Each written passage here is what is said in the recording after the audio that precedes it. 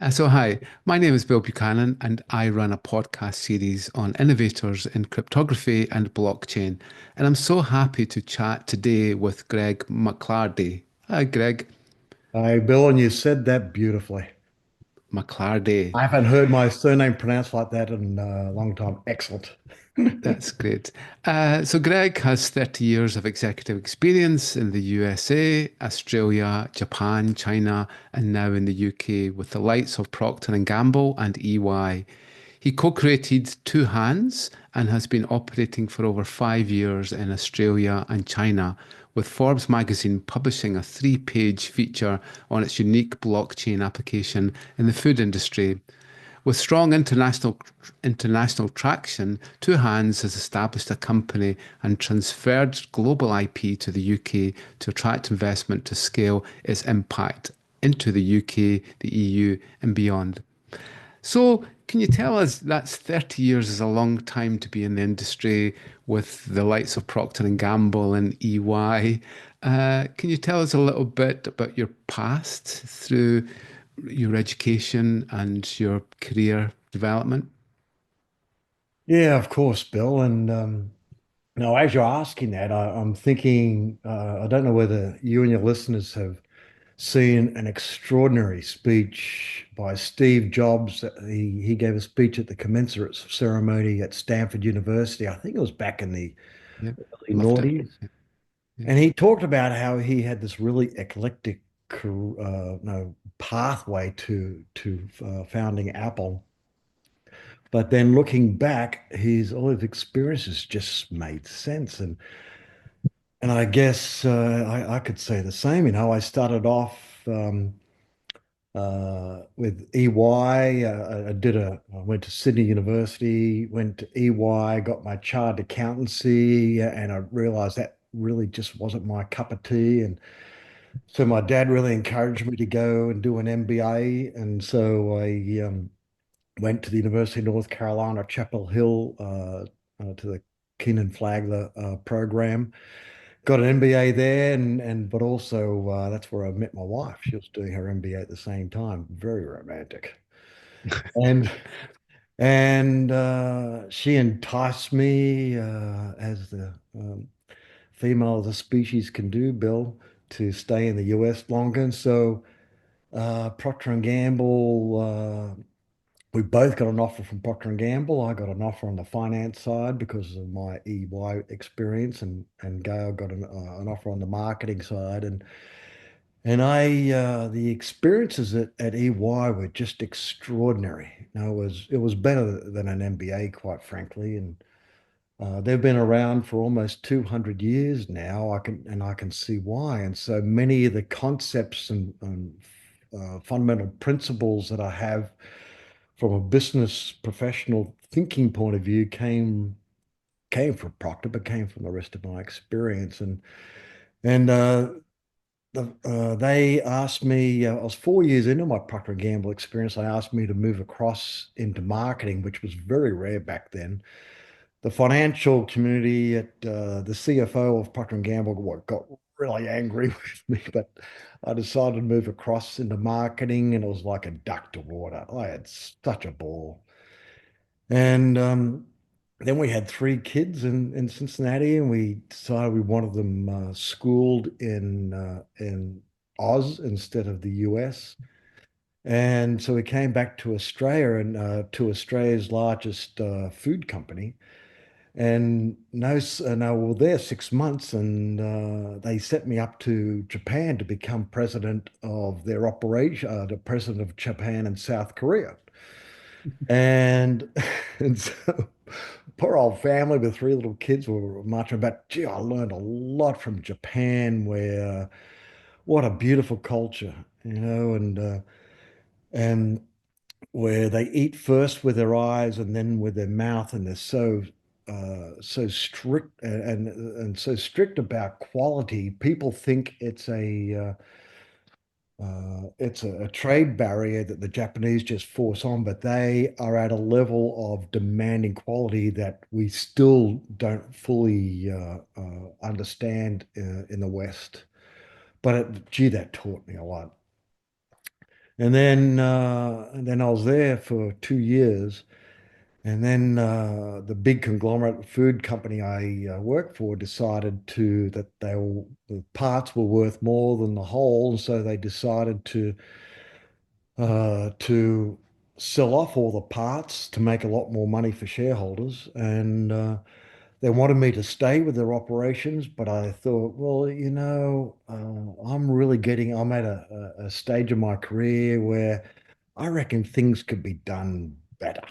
And so my wife and I then decided to go off on our own, and we started our own venture, and that eventually led to a pathway of establishing Two Hands. That's a long, long pathway. But food, and the love of food has been a kind of core theme through your career. I would think. So Oh, what maybe very much so. Yeah, yeah. Gail, my wife, and she's the co-founder. Uh, and she's also had incredible experiences work-wise, professionally. And so, yeah, no, as a cute aside, Bill, when we got married in Back Cave, North Carolina. When I sent invitations back to folk in Australia, they said, "Is this a joke?" Bad cave, And bad on our cave. cake, we had two little pigs because we used Yeah. to call each other Piggy and Porky because Gail loves to cook and I love to eat. And so, yeah, we have a love of food, a love of farmers, a love of fishermen, and it's just no, it's a brilliant industry at its core. Yeah. So what motivated you to set Two Hands Up, and what's the basic problem that the company is trying to solve? Well, Bill, it was a phone call I'll never forget. In mid-December of 2016, I got a call. It was mid-December, as I said, and I got a call out of the blue from fisher leaders in Australia's lobster industry. And at that point in time, over 90% of Australia's lobster was going to China. So the exporters were very important and very powerful. Um, and the biggest exporter happened to be a French company. And the French company had gathered the fisher leaders and said, guys, you've got no choice, but you received $89 a kilogram last season. Next season, you've got no choice but to accept $45. They said, we've talked to all the other exporters and we've agreed on the pricing, which is horribly illegal. And Yeah. um, and so the lobster fisher leaders came out of the meeting shaken to their core. They were literally out on the footpath from the meeting, and they called me and said, "Greg, here's what happened. We have no, we want the future of this history for our kids and grandkids. Can you help?" And I hung up, Bill, and the desperation of voice. Now, even to this day, it touches me very deeply. And so and I didn't have a ready solution. And then that Christmas, no, the family went away on vacation, and we're staying at an Airbnb and taking Uber to the airport. Got some books online, and I thought, well, why don't we just connect the fishermen directly with the end buyers? And so then when I came back, I had thought about it some more, and I looked up some technology opportunities to help with this solution while I was on holidays. Because when you're a founder, there's never a holiday. And So, so I came back and talked, and I met immediately with the lobster leaders. I couldn't wait to talk to them. And I call them fisher leaders because at every meeting, every wife and partner came to the meeting, and the partners they talked more because while the fishermen are out to sea, the women and the partners run the rest of the business, and so they had a big say. And anyway, so the fisherman said, wow, this is, we love what you're presenting, Greg, and connecting directly to restaurants. This is the first day of the future of our industry. And I thought, and so the hairs went up on the back of my neck. I got tingles all over. And so there was a 7 hour drive back to Melbourne because in Australia, everywhere's a long way. So halfway driving back to Melbourne, I came back down to planet Earth and I thought, well, um, there's no, wait on. What if the wholesalers in China have a really strong relationship to the restaurants? This could just be all a waste of time. And there's been so much serendipity on this journey, Bill, that I I just happen to know the managing director of the only three-star Michelin restaurant in the whole of China. His name was John O'Dane, is a good Brisbane boy. And so I called up John and I said, "Hey," and I was really nervous calling him, being the only three-star Michelin restaurant in China. I thought he'd say, "Greg, you're such an idiot, go away." And but I spoke to John. I said, "Hey, John, I've met with official leaders and they've got this issue, and I think there's an opportunity to connect directly with you. I think we can do this, bring in this technology. What do you think?" And John said, "Greg, this sounds incredibly exciting. When can you get up here?" And I said, "Well, I just happen to be coming up next week." And so I hung up from John, and of course I wasn't going up, but I booked a flight up. And John kindly brought in his executive chef because executive chef of Michelin restaurants are unbelievably busy. And he also brought in his food and beverage director. And I started just describing the what we could do on some of the tech aspects. And his food and beverage director and the executive chef just went off. They were so excited. And they were going, no, with direct connection, we could do this and this and this and this. And then off to the side, John is just watching all this like a spectator. And I heard him say under his breath, "Wow, no one in the food is doing this." And so I said, "Okay, so a three-star Michelin restaurant can get food from wherever they want with their fame and fortune. And so if the three-star Michelin restaurant is saying this, I think we're onto something here." But then just as the meeting finished, the food and beverage director said something really important that got the ball rolling from a blockchain standpoint, Bill, where he said, "Hey, Greg, food fraud in China is a terrible issue. It's endemic." And so he said, "You need to prove the authenticity of every product that comes in." And he gave me some ideas of how we do this, which were just impractical beyond imagination, taking a photograph of every one of them and yada yada. And so I knew enough. I'm enough of a business nerd, Bill. I knew about blockchain technology, and around 2017, there was a lot of talk about the movement to Web3 and the impact that blockchain could have on supply chain. So I'm enough of a business nerd that I was across all that. And then when I got back to Oz, I couldn't wait to talk to I brought the whole team together and I told them the exciting discussions I had with the official leaders and with the three-star Michelin restaurant in Shanghai. And then uh, the head of IT, Derek Moonike, a lad from Adelaide, um, he's about 185 centimeters, 6'1". He's got hair way out. You and I'd be very jealous, Bill. He's got hair out here, and he tends to go everywhere barefoot. And he's a real contrarian, but he's got an IQ off the charts. And he immediately said, "Greg, that's impossible. Don't waste your time with blockchain." And I said, "Okay, I love to hear those words. It's impossible." And so I said to Derek, why is it? Tell me, help me understand. He said, "Greg, fundamentally, blockchain is a ledger a recorder of information at its very fundamental level." He said, "So you're taking fish from South Australia, you take them all the way through the supply chain to a restaurant somewhere in Shanghai, and every change of custody has to be authenticated up to the ledger. Otherwise, it's a complete waste. He said, you miss one change of custody, and the blockchain output is an absolute waste of time. So he said, you are not going to be able to do that between South Australia and China. And so it took us quite a while. It took us probably months, Bill, going step by step. You know what they say about how do you eat an elephant? Well, you just chew it one bite at a time.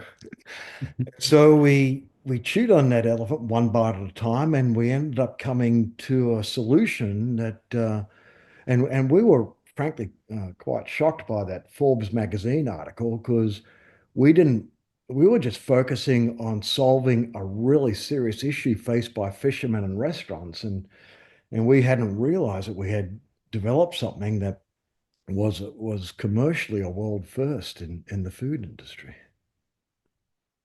Yeah, yeah, that's amazing. So could you explain what the underlying ledger technology is and how you integrate with the supply chain entities? Yeah, so we're using Hyperledger yeah, in the we're using the private ledger. And we're doing that intentionally. And we'll probably get onto this later, Bill, but we in the very early days we saw the power of blockchain leading to Web3 that could have a profound impact, not just on fishermen and restaurants, but the food industry, if not regional communities and society. And so, but we knew we had to start off in the private ledger. We can get back to that other point later. And and and to answer Derek's point about how do we solve the issue with making sure there was integrity in the output in terms of uh, making sure that every change of custody was recorded. What we found is that we had to use invoice financing and supply. We had to take over responsibility for the supply chain and such. We use existing people in the supply chain, but everyone between the fishermen, no one between the fisherman and the end buyer, the restaurant, bought the inventory. So right now in typical supply chains, you've got people within the supply chain who are trying to maximize their revenue, minimize their cost to maximize their profitability, necessarily creating this combative relationship where information is held tight.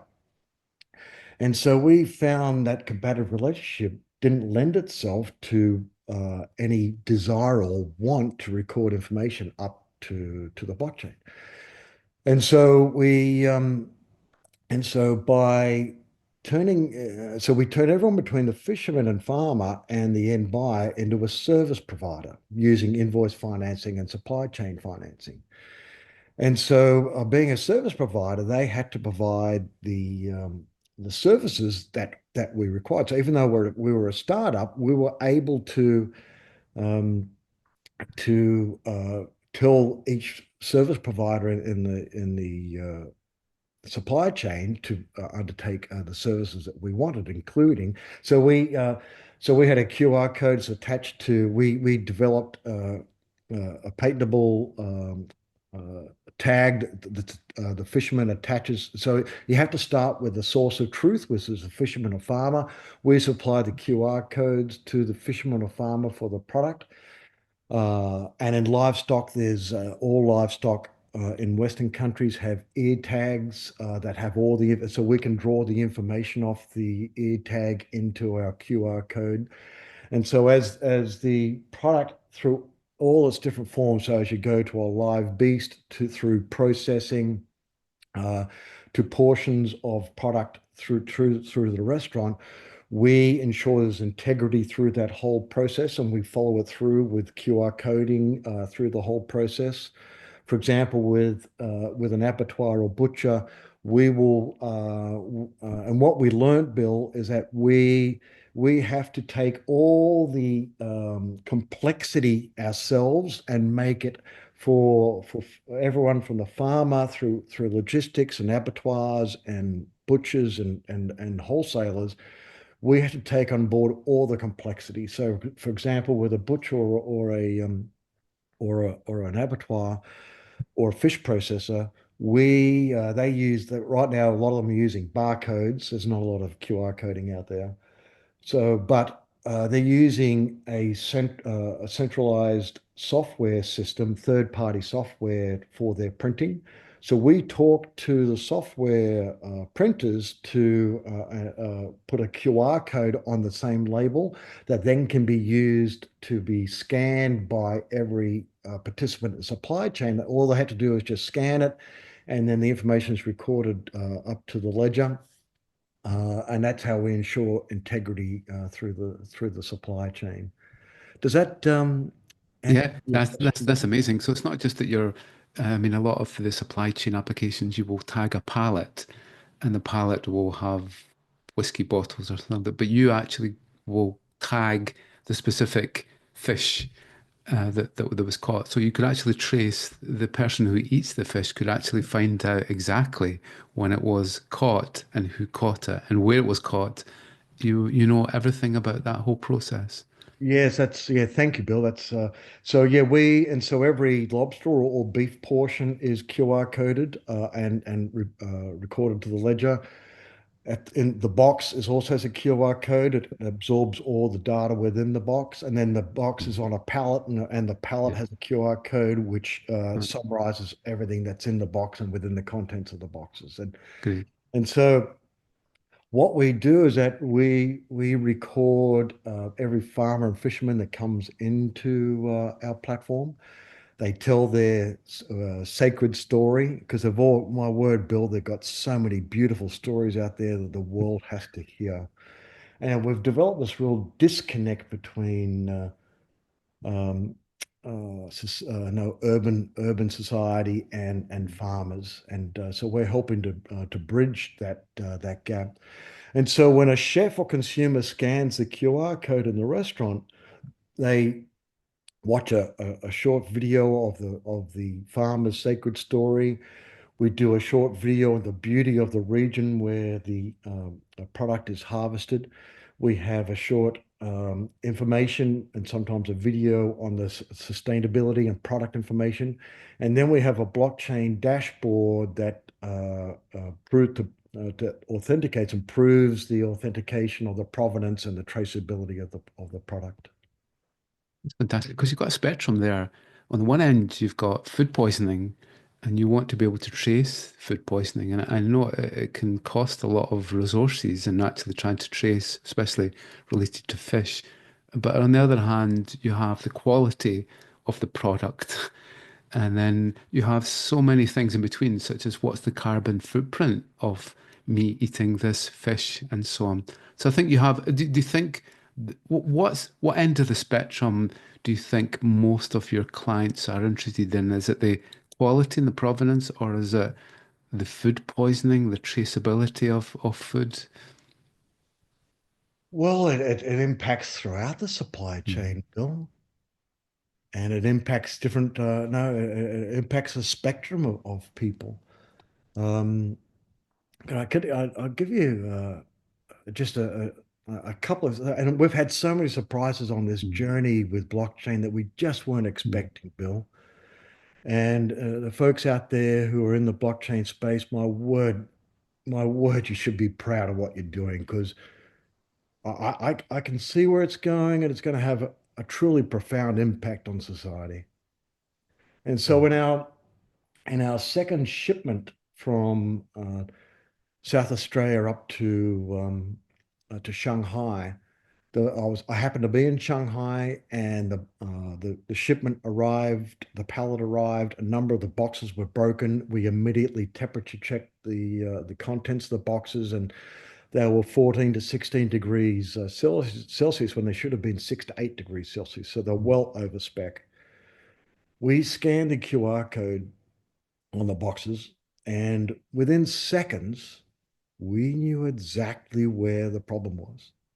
Now, in today's supply chain, Bill, it's typical for when a product arrives and there's an issue, it's out of spec, the supply chain typically says it's their fault. Yeah. And because of the murkiness of supply chain transparency, there's you don't know where it happened.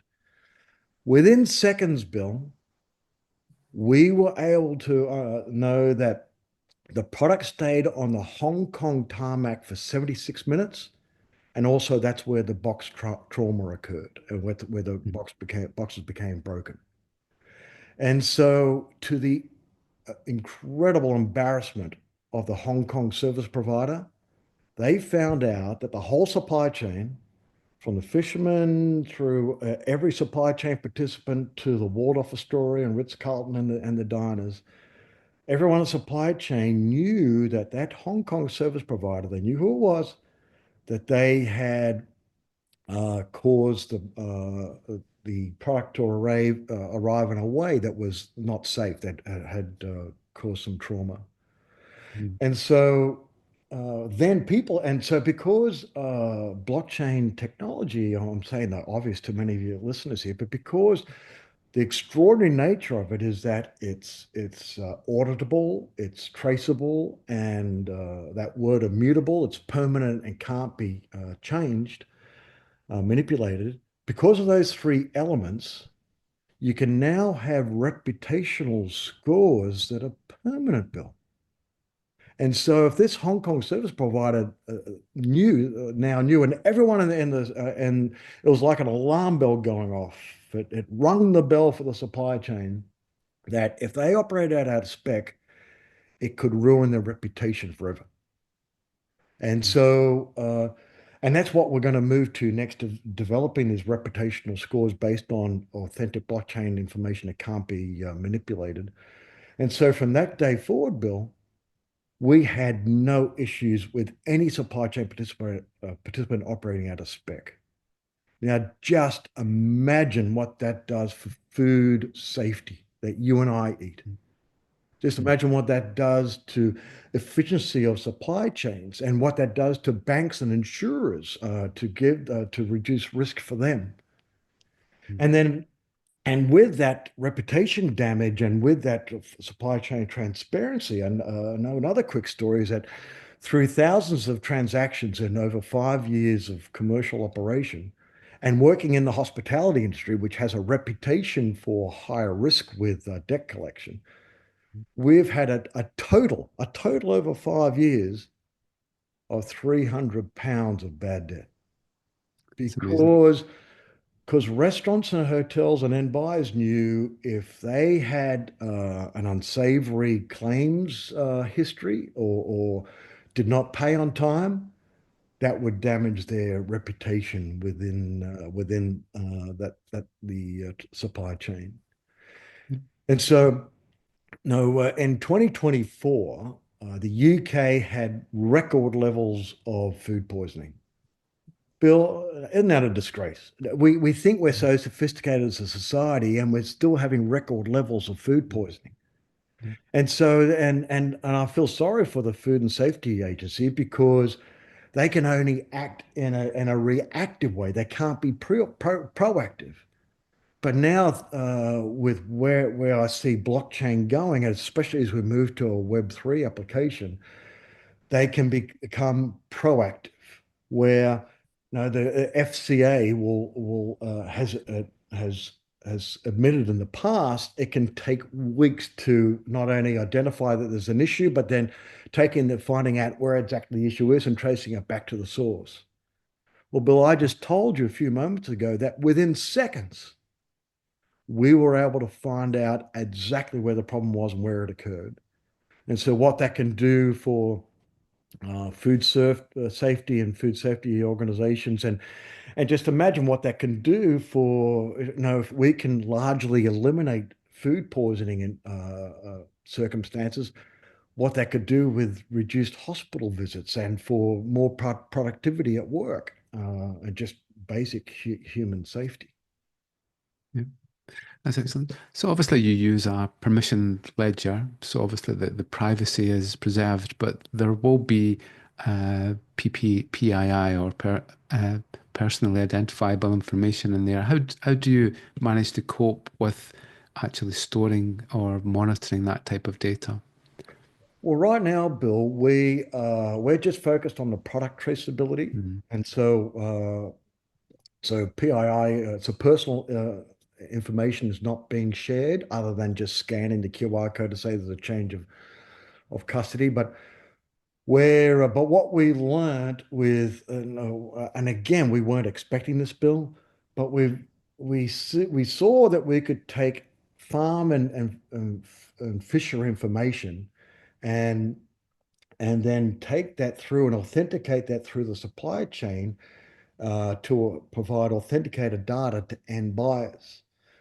And so now what we're about to launch in the UK, something is a world first we're really excited about, is is blockchain authenticating back to source scientific data, farm carbon inventory, greenhouse gas emissions, and biodiversity, and do the scientific collection in accordance with global international protocols.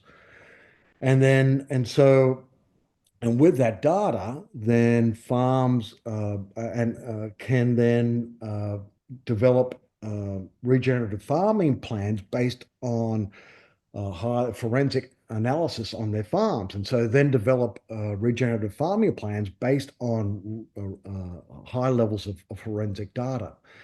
We can take that through the supply chain and then provide ESG reporting by portion of food to a consumer sitting at the table, or and aggregate that at institutional level. And uh, so right now we're doing all this on a permission basis, Bill, and but as we move into this next initiative, we're most certainly going to need to get into. There will be a lot of, and right now, what we're seeing is that the multinationals operating in food are using farmer data to their own profitable advantage, and farmers are being commoditized. And so with this next phase, we're going to have to implement PII protocols. And I know that Napier University and a lot of what you're doing at Napier University is at the forefront of all this of PII activity. The Scottish government is moving proactively in this PII space. And so what I'm offering for the Scottish ecosystem, Bill, is that Two Hands is going to need to build that PAI capability. And so as we go through these Scottish government protocols and what Napier University is doing and some other startups are doing, I invite others to come and help us implement the PAI capability within Two Hands. And so then you can trial in the wild with actual farmers and with food product the PAI experience and what we're launching here in the UK. So we're doing this on a Yeah. permission basis at the moment, but we are sincere in wanting to move to a permissionless ledger in the future. Yeah, I mean, really, what you're doing is building that solid foundation of trusted data. So you can then build machine learning and AI capabilities on the top of that.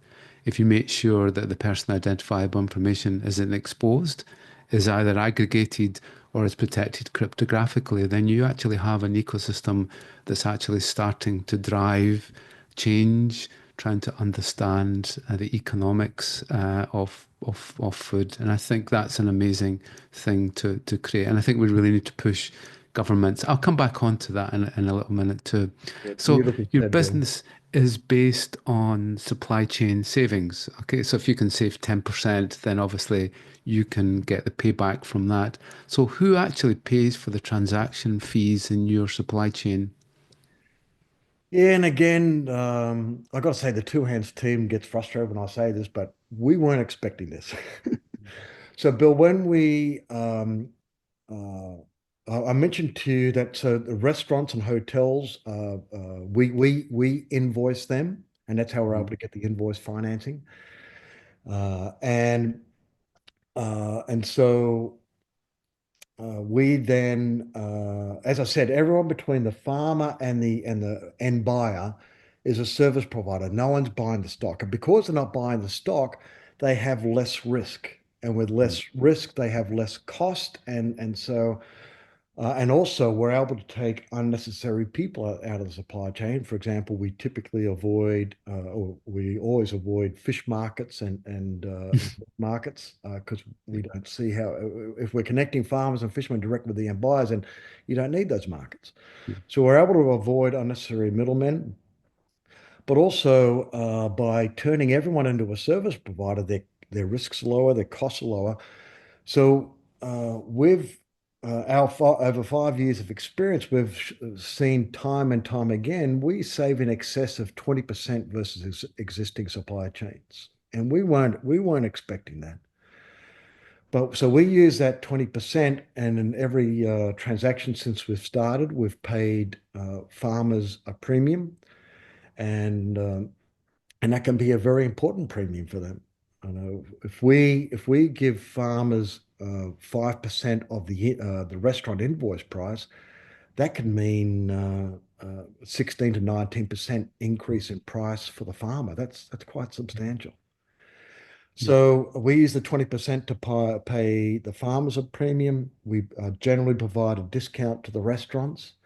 And then our fee comes out of the supply chain savings. So our users, the farmers and the end buyers, and none of the supply chain participants pay for the service that we provide. yeah. And do you think governments and regulators have a role? This is probably an obvious question, but do you think governments and regulators have a role in this type of adoption? Yeah, Bill, because Mm, well, I'm preaching to the converted here. I know you know all this, Bill, but I think I'm preaching to the converted too, Bill, that no, I had someone, I had quite one of the leaders in the Scottish food industry said to me long ago, after I had a long discussion about Two Hands' impact in Scotland in the food industry, he said, Greg, I've got to be honest, I find the word blockchain very daunting. And he said, and so he said, please excuse me if I don't fully understand everything you're talking about there. And so I think and I think, I believe that applies to government too, Bill. And it's one of those things where, no, I think of it, no, I love The Matrix, and in the very first Matrix movie, no, Morpheus says to Neo, take the red pill or the blue pill. With the red pill, you're going to see what the real world is about. And so I think leaders in the food industry and government, we will need to provide them with that red pill, Bill, by showing them actually how it works in the wild. And so we're going to be launching this very shortly in the UK with the impact on provenance, on traceability, on supply chain safety, on the impact it has on net zero and farmer profitability, and the impact of bringing PII data ownership to farmers. And so leaders in the food industry and government will say, "Oh, this is what you've been talking about all the time." Bill, it's not too dissimilar that uh, if we let's envision for a moment there was no smartphones on the planet. If we were saying trying to tell people what a smartphone was, we would lose them. But now everyone's using a smartphone. If everyone says, "Listen, this is brilliant. It can do this, this, this, and this." You don't have to know how it works, but it is brilliant. And I think government and food industry leaders, I believe, will come to the same conclusion when they see it operating in the wild in Scotland, say, oh, this is what it's about. This is amazing. Let's get behind it now. Yeah. And basically, it's moving away from a paper-based form. So even though you're online, it's still paper-based. A form online is still a piece of paper that you fill in. And I think obviously that trustworthiness of signing the data, of having trustworthy signers with the private keys and proving with the public key gives you that transparency of the data and the trustworthiness. So to me, it's just a natural thing that we need to move towards this tokenized Mm, economy where we yeah. can actually have touch points, we can actually trace where things have been and all that. But as you say, the PII is fundamentally important, and obviously we can do those things off chain, but we can have the main supply chain.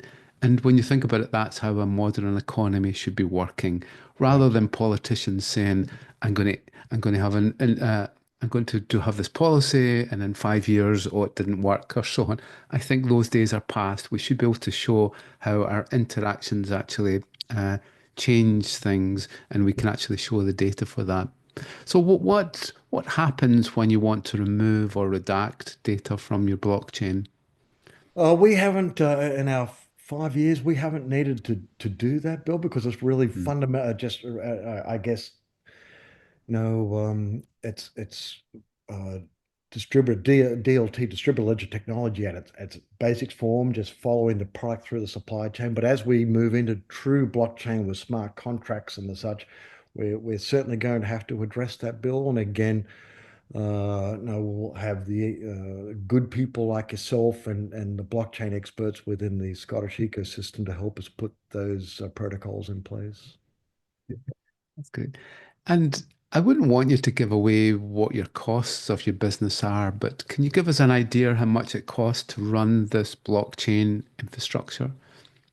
Yeah, right now it's no, because we often think in terms of kilograms of product going through the system, whether it's seafood or meat product.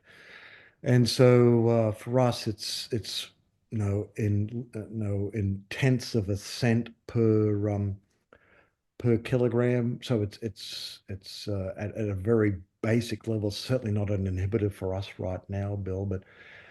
But as we move to a Web3 application, where as we move towards needing to adopt a crypto application and tokenizing and really critical governance, the rules, regulations, and governance required to put together a Web3 application, our costs are going to go through the roof. And so there'll be substantial costs at that point in time, Bill.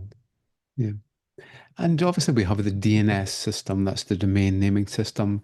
And I think some people have thought into the future, and you can have an ONS, you can have an object naming system. And it'd be an amazing concept to be able to say that fish, I can actually show the complete trace of that That's fish. Do you think right. there's the opportunity for an ONS system to ever be created?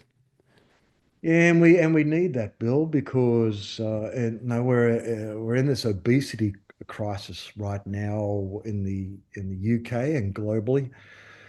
It's estimated to cost about 98 no, no 94 billion dollars every year in the UK, the cost of obesity. And a lot of the problems there is with industrialized food production and ultra processed foods. And because all these wonderful claims are made currently on food boxes, um, where that are no, in its purest form are not accurate. And so, with what you're talking about, Bill, we'll be able to trace food elements.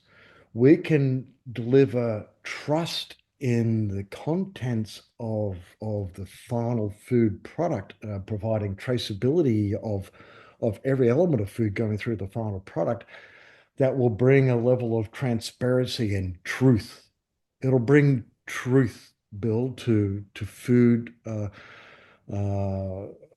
product claims, and I that will have and then when you move into the reputational scores I talked about earlier on, Bill, where Okay, so multinational food company, if you're making these claims on a cereal packet, then here's the actual truth that a blockchain authenticated. And I think, and we'll need to transition to this because I think the initial results will be pretty damning for a lot of food products. But if food companies know that we're moving to a world where we can do that traceability you just talked about, Bill, and have truth and trust in the representations on boxes, it'll have a profound impact on the reputational scores and go to the integrity of our food companies. I think that's where you're going to see dramatic changes in the way ultra food processing is presented to the people. Yeah. It's a shame that we don't actually have some sort of label on food that shows the carbon footprint, and we're still relying on the manufacturers to define that. And I think you've got really three phases. You've got B2B, B2C, and then C2B. Mm. Again, things need to be disposed of, things need to be transported, and so on. So I think, do you think that your type of product could really help with that understanding of the carbon footprint of the full life cycle of a product? Oh, absolutely, Bill.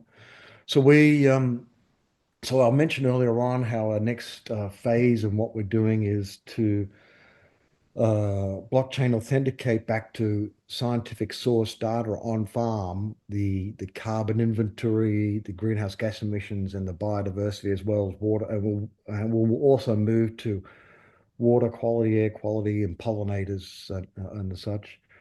So we'll be able to then take that through to reports to consumers and to end buyers. But I think for example, right, but and so that will have an impact on how corporates will react. Like right now, Bill, because we see the twins of the supply chain, we see some pretty horrible practices. For example, Boston lobster is makes up 44% of total global lobster consumption. Uh-huh. No? Excuse me. And that has only a 5 month catching season, but you can buy Boston lobster 12 months of the year. And able to buy lobster 12 months of the year to as they what they build up by the end of the lobster season is such millions. I think it's 12 million tons of lobster in frozen Wow. storage. And so, Yeah. can you imagine the carbon footprint? So, here's now we worked with the Marriott Group in China, the Hilton Group. They've and so the Marriott Group and Hilton Group got all these wonderful aspirations about what they want to do about their sustainability and their carbon footprint. These groups have got, and the people who eat in the restaurants have got zero idea of these 12 million tons in storage, and that equates, Bill, to 54 football pitches, football fields of frozen lobster stories stacked four pallets high. That's a disgrace from a carbon footprint point of view. Yeah. But right now, Marriott Group and consumers have got zero knowledge. And so we will bring that Mm. knowledge to the fore. And that's where you're going to see dramatic changes in, uh, in how people do things. Yeah.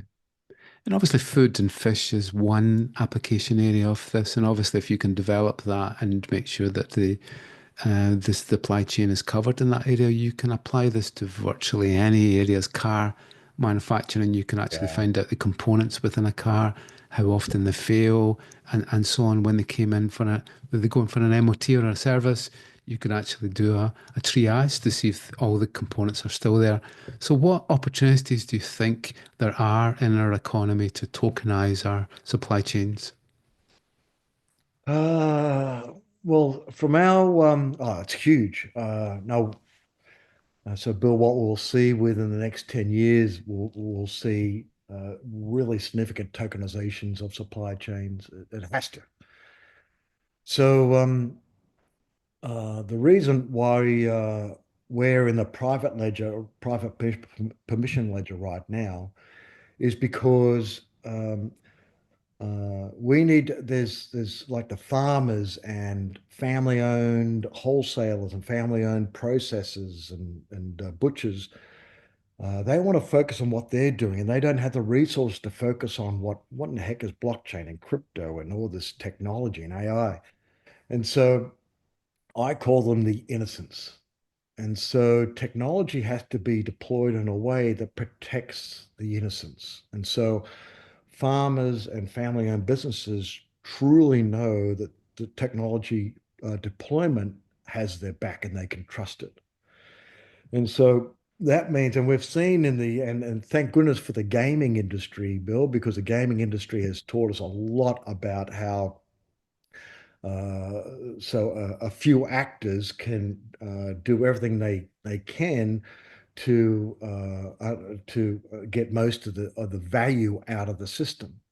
And so we need to protect farmers, family-owned business to make sure that there's no bad actors to undermine their business model. And so we need to spend time putting the government's rules and regulations together. We will do that in a private environment initially, um, pilot a private environment. But I would dearly hope that within 3 years we will actually launched a permissionless Web3 application bill but when I say permissionless, it's not chaos because of the governance rules and regulations that we build into the system. Then it'll self-regulate, so communities within the Web3 environment ecosystem will make sure that if there are any bad actors that crop up, then they can be tossed. The community can agree to toss them out of the system. Yeah. That's where we. And so I'm hoping that maybe food could be one of the first applications of a Web3 application, and then I think it'll be just extraordinary, Bill. And so Yeah. once we show the world what a Web3 through supply chains can do, then I'm hoping then that will really motivate, incentivize other industries to take it on as well. Yeah. And obviously, COVID-19 caused major devastation to our economic activity and it allowed us to really understand a bit more about the importance of supply chains. Do you foresee something like that? I know that you've not got a looking glass, but do you see something happening? I mean, obviously, we have the economic turmoil just now with the US trade uh, uh, sanctions and so on. Do you see something else really disrupting our world that would disrupt supply chains? Oh, of course, Bill. It just seems to be the way things are nowadays, isn't it? It seems we've had no, I talk about the founder experience being where you have to focus on the road ahead and you can't look in the rear view mirror too much because then you'll swerve off the road, no, you crash your enterprise. And so in my rear view mirror, there's been COVID and this chaos with the tariffs and poor old Zelensky, and doesn't your heart go out to Zelensky? Bloody hell. And so you see, so that's and so as a founder, I'm focused on the road ahead, and I can see some crashes coming up in the distance on the side of the road. Well, I see these. Now I can see the tariffs and the impact it's happening. I see the geopolitics, and I see what China is doing in the South Korean seas, and but you can see that. But I've got to focus on the road ahead. And so I like to believe, Bill, that by focusing on the road ahead, that we're putting together what we think is a thing that is bringing together the beauty of the human spirit. Where if we can pull together a Web3 ecosystem that protects the innocents, farmers, and family-owned businesses, where there's democratization of supply chain power and we incentivize all participants to act ethically, then it's bringing out the best of humanity.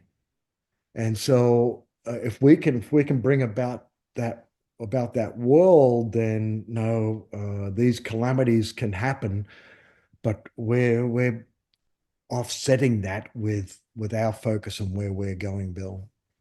Yeah, that's great. I mean, obviously, you're breaking down the silos of data of the past, the boundaries and the borders that we put in people's place and in transactions and so on are being broken down. So my very last question is that why did you pick Scotland as a place to base your business? You've been all over the world in amazing places. Why Scotland? Yeah, again, it was serendipity. I talked about the serendipity of an Aussie, a boy from Brizzy, running the only three-star Michelin restaurant in China. And so when COVID hit and the international borders were shut, we had operations obviously in China and in Australia.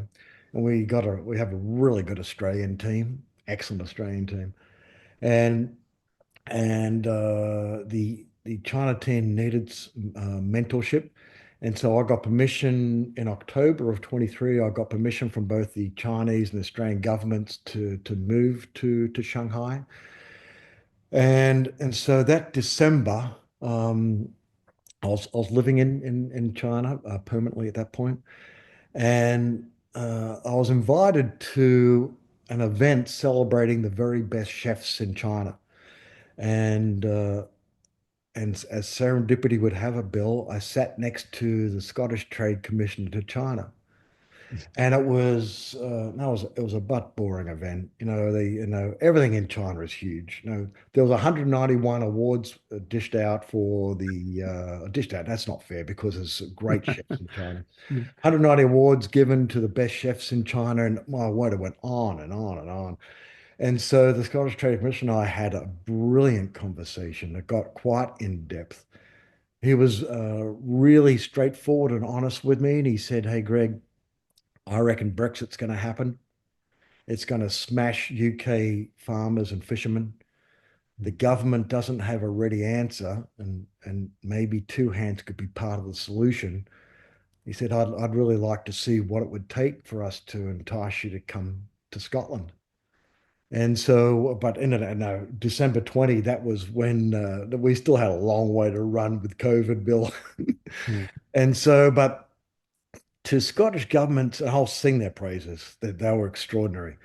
Every 2 to 3 months, literally every 2 to 3 months, we would have a Zoom call, and they would often introduce leaders within the Scottish agricultural system on these Zoom calls. And I felt like I knew the Scottish food system pretty well.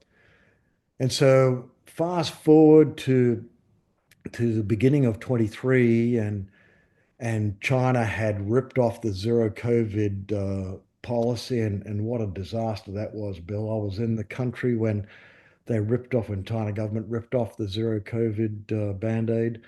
And because they had protected society, it just ripped through society. And so everyone you knew someone who died. And I had to get COVID tests in a local hospital to get back to Australia. And there were just people dying on beds everywhere. It was sad beyond imagination. And so it hit the economy quite drastically, more so that's been covered in the media, I believe. And so we needed to put the China operations on pause. We have a brilliant China team. They could start operating again next week, and they would love to. But then when we came back to Oz, so we put a China on pause in January. We came back to Oz, and the Australian team had been operating on their own for 2.5 years without Greg around, and they didn't want Greg in their shorts. And so, and again, and great coincidence, in March, no, late February it was, I had another call from the Scottish government, and and so it made me think of, gee, we should explore this. And so Gail, my wife, who's the co-founder, we said, hey, let's give it a shot. Let's explore what's there. And Gail, who no, I'm the go get 'em, no glass and a half cup full sort of guy, Bill. And my wife, she insists she's an optimist, but she's very practical, and she is an optimist. She's married to me. She has to be. So we then said, she said, okay, Greg, let's give it 3 months. Let's go and explore Scotland. Let's give it 3 months. So we arrived on June 8th of 2023, and there was the Highland show that month, and we got Mm. the opportunity to meet many Scottish agri leaders at the Highland show. Yeah. And Bill, it didn't take us long to be when we were in country, and we understood it within a short period of time why Scottish enterprise, the Scottish government had been contacting us so frequently. The opportunity for two hands is incredibly compelling.